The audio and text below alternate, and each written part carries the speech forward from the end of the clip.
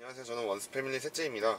이번에 2012년식 모하비를 구매를 했고요. 지금 딱 2020년이니까 8년 된 거거든요. 8년 된 차를 1,600만원 주고 사왔습니다. 등급은 KV 300 등급의 완전 풀옵션이고요.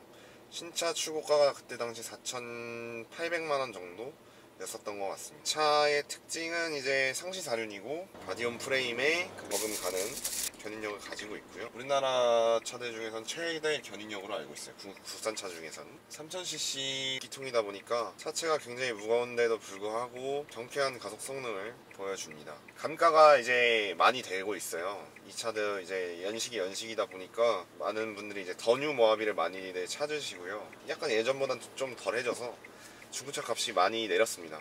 모하비가 제가 구매한 2012년식 모델이 제가 1,600만원에 구매를 했잖아요. 1,000만원대에서 딱 합리적으로 구매를 할 수 있는 견인차라고 하면은 이 차를 많이들 고르시더라고요. 그래서 뭐 카라반이라던가 저처럼 제트스키나 뭐 보트 이런 것들 끄시는 분들이 레저 활동을 많이들 즐기시는 분들이 많이들 찾고 계시고요.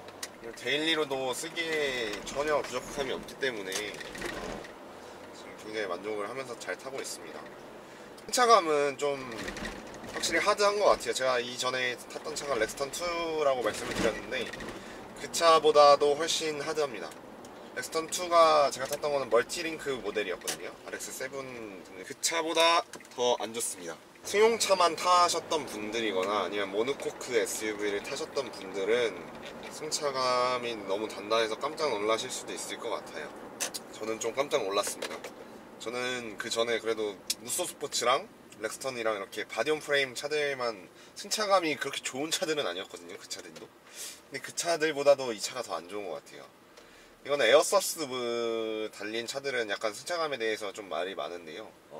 이 부분은 조금 고려를 하시고 한번 시승을 해보시고 구매를 하시는 게 좋을 것 같아요. 승차감은 정말 하드합니다. 오히려 견인을 할 때는 오히려 승차감이 좀 더 좋아지는 것 같아요. 왜냐면 뒤쪽에 무게가 실리다 보니까 이 에어서스가 너무 세다 그래야 되나? 아무튼 그런 느낌이 있는 것 같아요. 약간 승차감을 위한 에어스트로버가 아니다 보니까 그런 부분은 좀 감안을 하셔야 될 것 같습니다. 구매하실 때 꼭 참고를 하시고 인지를 하시고 구매를 하셔야 되고요.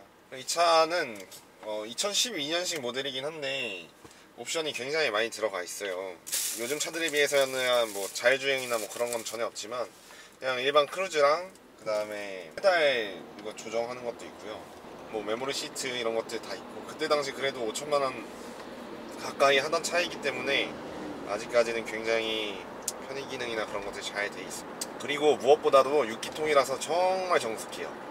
제가 지금 집에 카니발도 한 대 더 있는데 그 차는 올류 카니발 하이리무진이고 2016년도에 뽑은 차예요. 근데도 그 카니발과는 정말 비교도 안 될 만큼 정숙성이 좋습니다. 이렇게 고속도로 이렇게 갈 때도 바디온 프레임이다 보니까 하부 소음이 안 올라와요. 그래서 굉장히 조용하고 성성 있게 다닐 수가 있습니다. 다만 이제 잔요철 같은 거, 이제 잔요철이라던가 아니면 도로 울퉁불퉁한 곳에서는 그 진동이 여지없이 다 전달이 됩니다. 이렇게 노면이 안 좋은 곳에서는 여지없이 진동이 다 전달이 되고 있습니다. 네, 이게 카메라에 담길지 모르겠는데 정말 네, 차에 타고 있는 승객들에게 다 전달이 되기 때문에 그 부분은 조금 고려를 하셔야 됩니다. 승차감에 민감하신 분들은. 이 모하비를 구매하실 때 수도권에 사시는 분들은 배출가스 등급 규제가 있기 때문에 2008년도부터 2011년 6월 정도? 6월까지 아마 S1 엔진에 6단 ZF 미션이 들어간 차를 판매를 했을 거예요.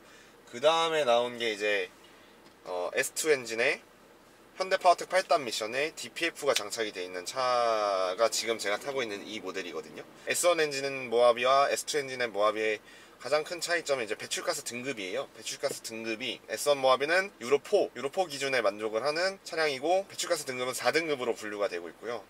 그 다음 S2 엔진을 탑재한 모하비들은 배출가스 등급은 3등급이고 유로5 기준에 만족을 하고 있습니다. 그 다음에 더 뉴 모하비 이제 페이스리프트가 된 2016년도부터 나온 모하비는 유로6를 만족을 하는 배출가스 등급은 3등급짜리 모델이에요.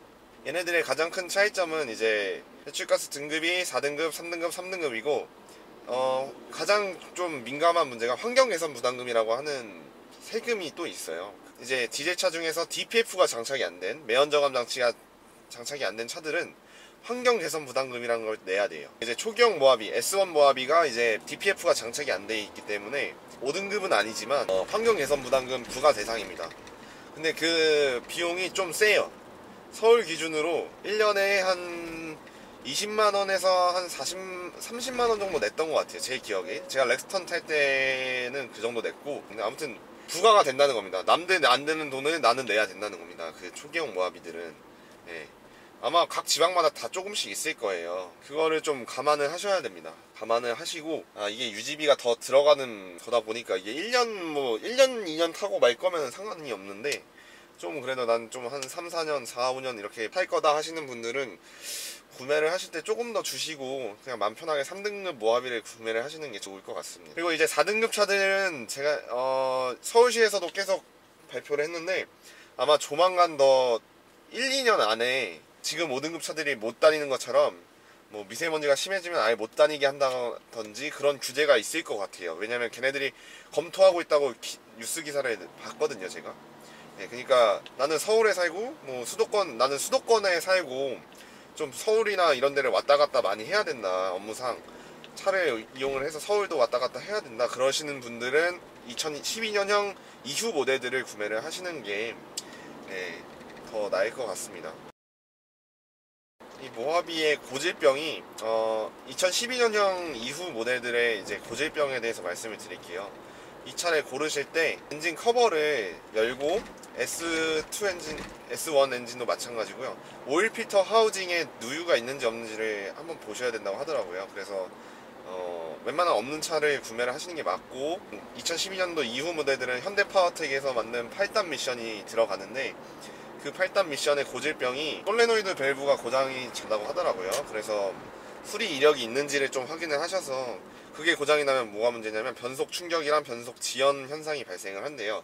고장이 나면은 그래도 한 수리비가 몇십만 원 정도 되니까, 그래서 그거 수리 내역이 있는지 확인을 하시고, 없다 그러면은 조금 시운전을 좀 해보셔서 변속이 제대로 되는지를 좀 잘 체크를 해주시면 될 것 같습니다. 이게 사륜이 다른 결함 논란이 있습니다. 지금 이게 상시 사륜 차량이고요. 근데 이제 눈이 오거나 할 때는 파트타임 여기 사륜 하이로 넣고 보통 많이 다니시는데, 이 구동력이 엑셀을 전개를 했을 때만 이제 앞바퀴로 구동력이 간다고 해요. 그런 논란이 조금 있어서 거기에 대해서 난 좀 거부감이 든다 하시는 분들은 한 번 더 생각을 해보시는 게 나을 것 같고, 저는 뭐 그렇게 큰 문제라고 생각이 안 들어서 어차피 눈 오면 천천히 다녀야죠.